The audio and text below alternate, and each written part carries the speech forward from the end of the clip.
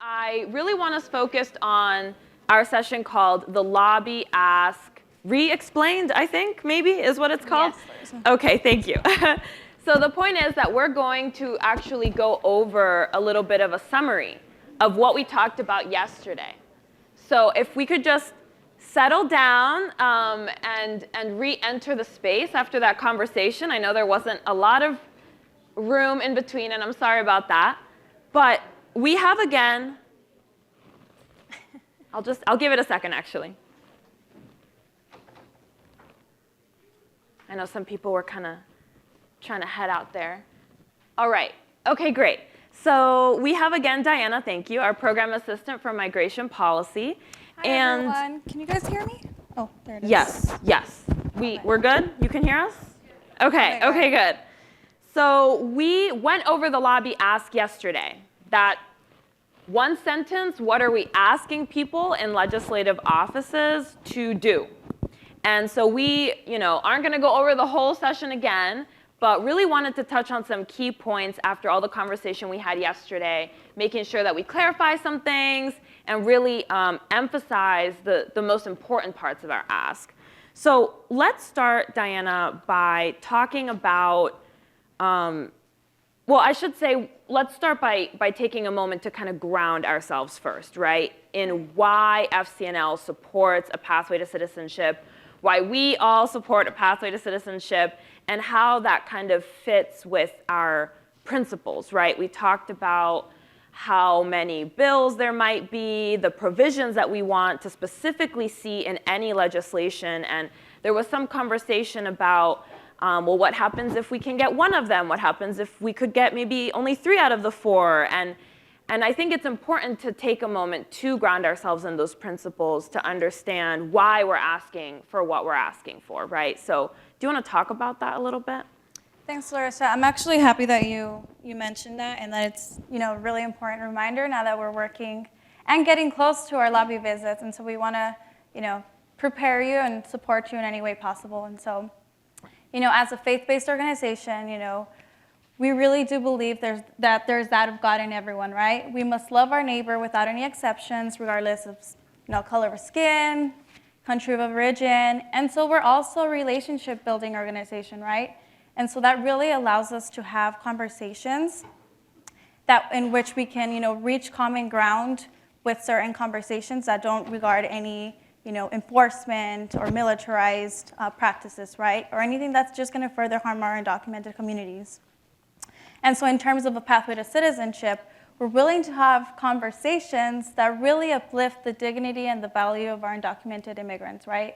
We don't want legislation that harms them. We want something that's going to protect them and that is going to uplift their value as the human beings they are. And so it's important that when we have these conversations, we're open to these conversations. And like Juliana mentioned earlier, we come together and we work from what we have to make a better change on whatever they're thinking, their values, and we also bring our principles and values as a faith-based group, right? And so it's important to reach that commonality, that common ground, and make these conversations happen and the change happen. I think that's really the way to make anything happen. And so I also wanted to talk about so when we're also addressing these issues, the United States claims to be a leader on migration justice, right? Providing the best solutions and being the nation of welcoming immigrants, right? Have we seen any legislation reflect that? No, we really haven't. And so that's another conversation about accountability, right? We need to make sure that the United States really delivers on their promises and their leadership role, and really reflects, the principles and the values that we share as human beings, and maybe as our own personal faith perspectives. And so those are also conversations that can really help you, get through these offices. And also they've mentioned and emphasized so much, your story. It's important that you share your stories and why it's so important to you and why you really hold on to whatever you may be and believe in. And so that's, what I wanted to really emphasize this morning before we actually get started on, those lobby visits. And actually we're doing that today. So it's a perfect time to readdress, the type of support that we can offer and any just additional, insight. So. Yeah, I like what you just said about accountability, right? It's about keeping our Congress, our nation, accountable to the promises that they've made verbally, but have not, followed up on. And so when looking at our ask, we made it very clear that while there are bills that exist in Congress, I think even Juliana and Evelyn kind of alluded to one or two of them, none of those bills meet all four standards and provisions that we are advocating for. And we are holding firm to those provisions because we want to keep our policymakers accountable. And so I really liked that word that you used, and I wrote it down. So let's just repeat the ask one more time as a group, and then we're going to dive into how to handle in an office. You might hear that someone already supports a pathway to citizenship through another bill. How do you answer that type of question, right? So we're just going to do the same thing we did yesterday. You can never practice too many times. So just repeat after me. Publicly support and pass. Publicly support and pass. Legislation that provides. Legislation that provides. A pathway to citizenship for undocumented immigrants. A pathway to citizenship for undocumented immigrants. This session. This session. Amazing. Wow. Okay, so we heard yesterday, and I just said again, there are these handful of bills. So why aren't we asking them to pass one of those bills I just said? We want to hold firm to those provisions. And to elaborate on that, we see an opportunity now to accomplish equitable legislation. I think that's the most important thing to remember. And build on the support that already exists, right? If there are bills out there, if people are signing on to them, if we have statements made, there is support out there already to varying degrees. And we want to build on that support to pass a bill that includes these four very important provisions. And those provisions are outlined in your leave behind. Dayana's going to go over them in a moment. Like I said, none of these pieces of legislation actually, that exist currently meets all four provisions. And I was reflecting yesterday on what we're really doing here is pushing our legislators. You just said keeping them accountable, and I have written down here from my reflections yesterday, we are challenging our legislators to do more, right? So practically speaking, I think we got a question yesterday that I want to address. What happens if you are talking to a legislative office and they say, oh, I do support a pathway to citizenship. I've actually signed on to this bill. Or actually, yeah, I am looking into this bill, right? What do you do? So depending on the bill, this is not a bad thing. I think we want to be really clear about that. It is not a bad thing for someone to say, I already support a pathway to citizenship. That's good. We want that. And one of those bills that actually maybe Juliana mentioned was the U.S. Citizenship Act. And that's Joe Biden's bill. We've mentioned it. It's been mentioned, I think, by our speakers multiple times. So I'll just say that this is a good example of a bill that's not bad. It includes a pathway for all 11 million undocumented immigrants, right? But it does not meet all three of our other provisions. So just giving an example of what we mean by the fact that even though we're saying we're not actively pushing for these bills, we're also not saying that they are bad bills, right?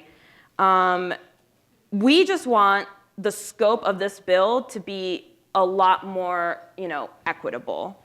And remember that we want to challenge our legislators to pass this equitable legislation. So if a legislative office says they already support one of these bills, I suggest saying something like the following. It's great to hear that you support legislation for a pathway to citizenship. Thank you. And while that bill that you just mentioned supports many of our goals, we want to pass a bill that includes 4 very specific provisions that that bill, doesn't cover all 4.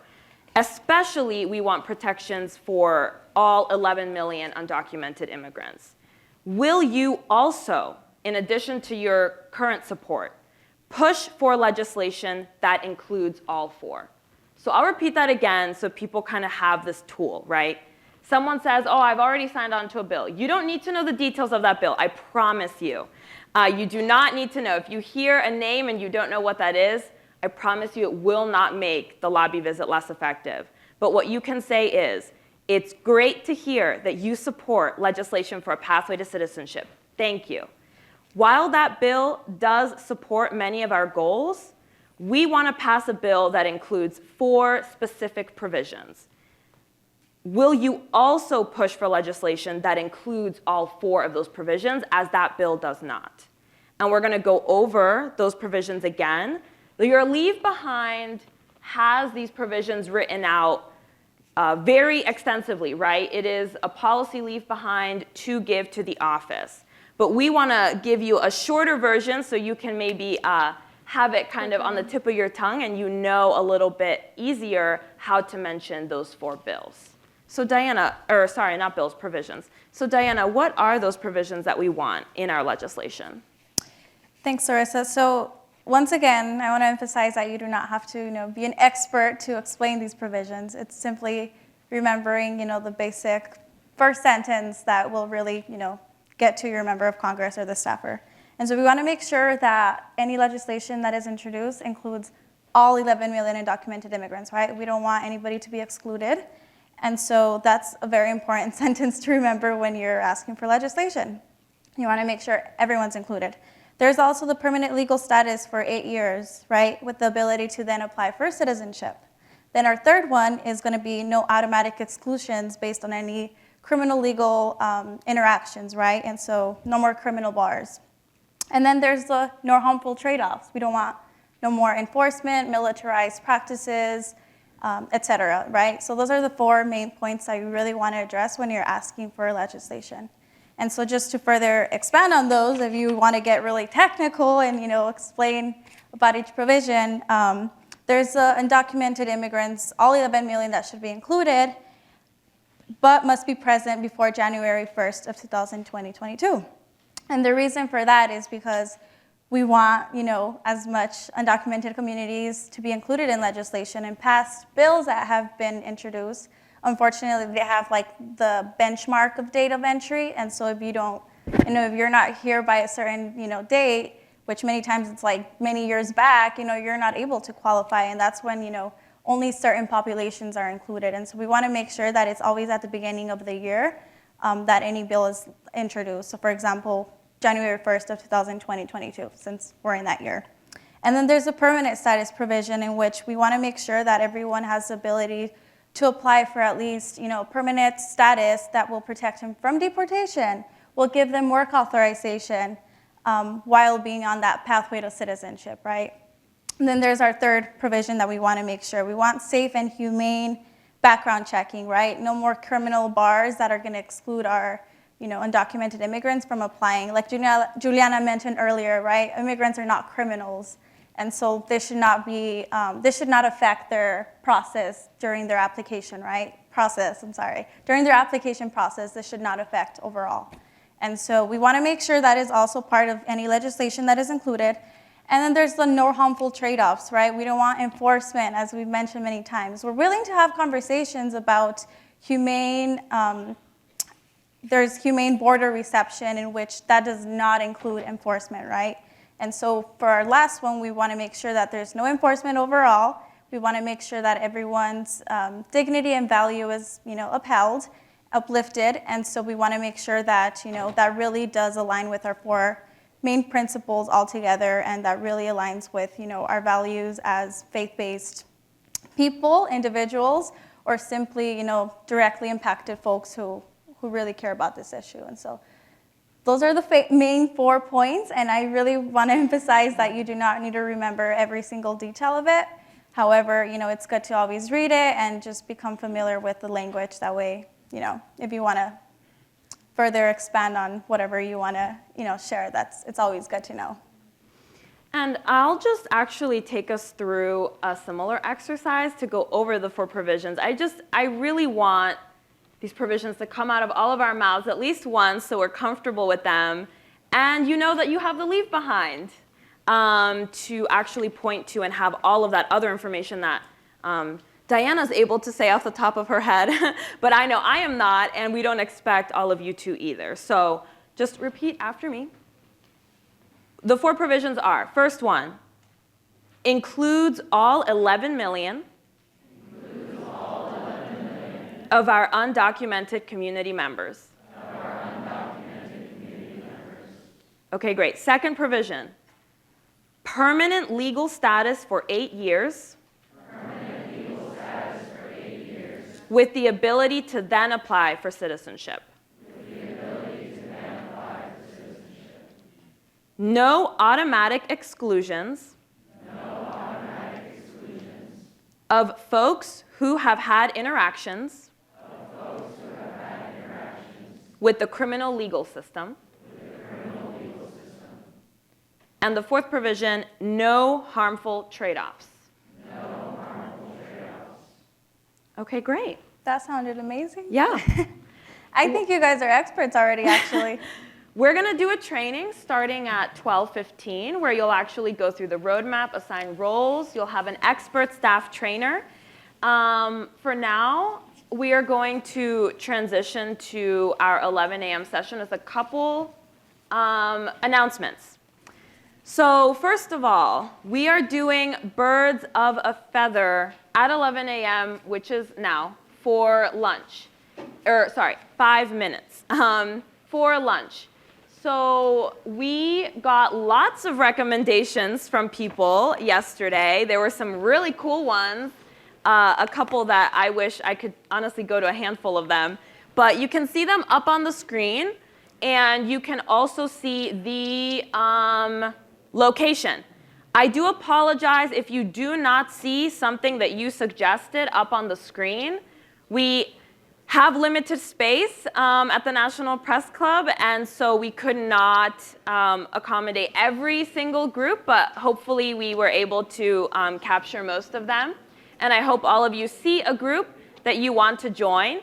For those of you at home, there will be a virtual Birds of a Feather hosted by our lovely Sarah, and you will be able to also meet with people that share a similar identity or interest as you. Okay, so before you go, I have one more announcement. If we could just settle down for 1 second, I have one more announcement. Okay, so you'll find lunch where you found breakfast and where you found it yesterday. Now, we've talked a lot about the midterms and how they're coming up later this year. If you are eligible to vote and you haven't registered, or you're not sure if you registered correctly and you need to verify your registration, or you want to pledge to vote and get other people to vote, right? You can actually stop at our registration desk, and there will be a representative from Headcount, an organization that works with young adults, specifically at concerts. This is not a concert, but we are glad to have them here, to register people to vote. I think a lot of you got a card. All of you should have gotten a card with a QR code that lets you do this yourself. But we do have a representative that can help you answer questions and have conversation if you want about their current strategy to register people. So I will let all of you go now to enjoy your lunch. Have a great Birds of a Feather. Lobby trainings start at 12:15. And those assignments will also be up on the screen. Thank you.